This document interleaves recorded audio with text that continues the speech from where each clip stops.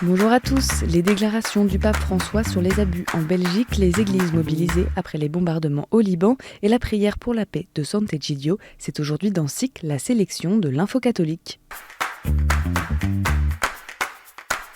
Au premier jour de sa visite en Belgique, le pape est sorti du texte de son discours devant les autorités civiles pour dénoncer les abus sur mineurs commis au sein de l'Église catholique, considérant qu'elle doit demander pardon. C'est notre honte et notre humiliation, a continué François, à ceux qui soulèveraient que statistiquement la majorité des abus ont lieu dans la société civile. Il répond « Un seul suffit pour avoir honte ». Une prise de parole très attendue alors que l'Église belge est secouée ces dernières années par de nombreuses révélations et crises liées à la gestion des abus. Il était prévu ce vendredi soir une rencontre privée du pape avec une quinzaine de personnes victimes. Jeudi, François était au Luxembourg, pays au carrefour de l'Europe. À la communauté catholique rencontrée dans la cathédrale Notre-Dame de Luxembourg, il a donné pour mission d'être des serviteurs et des missionnaires de la joie de l'Évangile. Ce fut aussi l'occasion d'ouvrir l'année mariale du jubilé des 400 ans de Notre-Dame consolatrice des affligés, la patronne du pays. Le pape a ensuite rejoint la Belgique où, au-delà de sa rencontre avec les autorités et la société civile vendredi matin, c'est bien sûr sa visite aux universités de Leuven et de Louvain-la-Neuve qui est attendue comme un des temps forts du voyage à l'occasion des 600 ans de leur fondation. Ce vendredi après-midi, il a ainsi rencontré les professeurs universitaires néerlandophones de KU Leuven et a appelé les universités chrétiennes à une attention particulière envers les plus vulnérables, notamment les réfugiés. Il devrait, à Louvain-la-Neuve samedi, orienter son discours sur la question du climat et de l'écologie. Le point d'orgue de cette visite sera la grande messe célébrée au stade Roi-Baudouin à Bruxelles, où plus de 35 000 participants sont attendus. Toutes ces rencontres et les flashs et reportages de nos envoyés spéciaux sont bien sûr à suivre sur KTO et ktotv.com.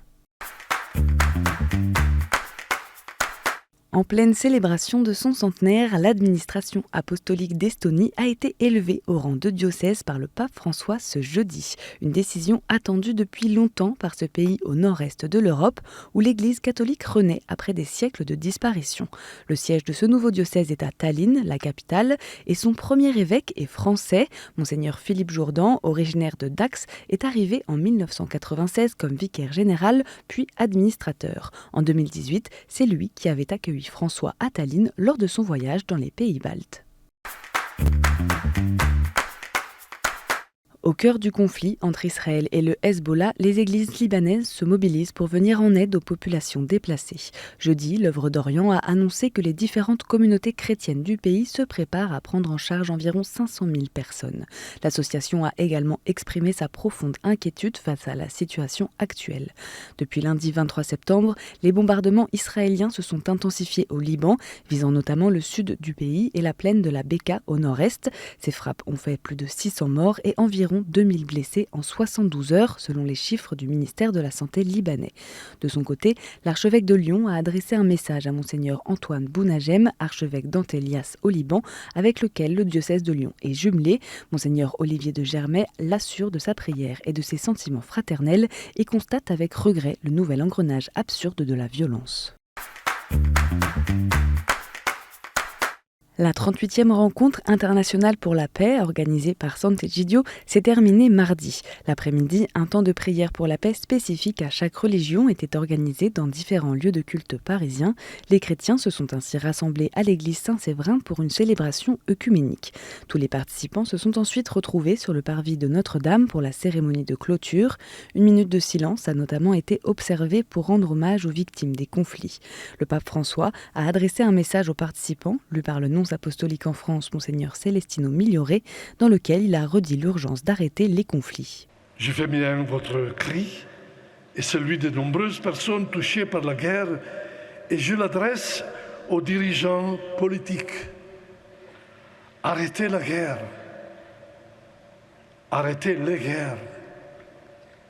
Nous sommes en train de détruire le monde.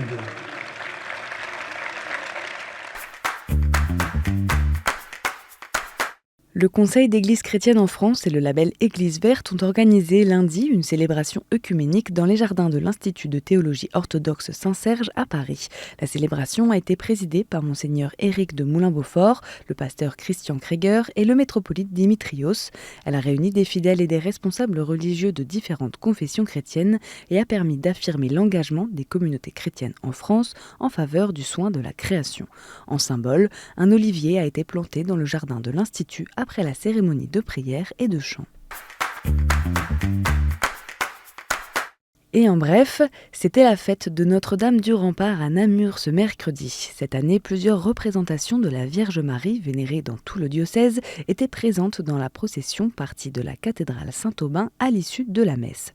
Parmi elles, Notre-Dame d'Arlon, Notre-Dame de Beaurain et Notre-Dame de Foix. Cette journée a également été marquée par les 20 ans d'épiscopat de Monseigneur Pierre Varin. Le diocèse d'Angers était lui aussi en fête ce jeudi pour célébrer son saint patron, Saint Maurice, martyr du IIIe siècle. À cette occasion, prêtres et fidèles se sont réunis autour de l'évêque de la ville, Monseigneur Emmanuel Delmas, pour une messe en la cathédrale d'Angers, suivie en fin de journée des vêpres solennelles. Vous aussi, vous rendez témoignage parce que vous êtes avec moi. C'est le thème de la 40e journée mondiale de la jeunesse, a annoncé le Vatican. Pour rappel, cette journée se déroulera en 2025 en pleine année jubilaire. Dans ce contexte, les jeunes sont donc attendus à Rome. Le thème de la 41e journée mondiale de la jeunesse a également été révélé.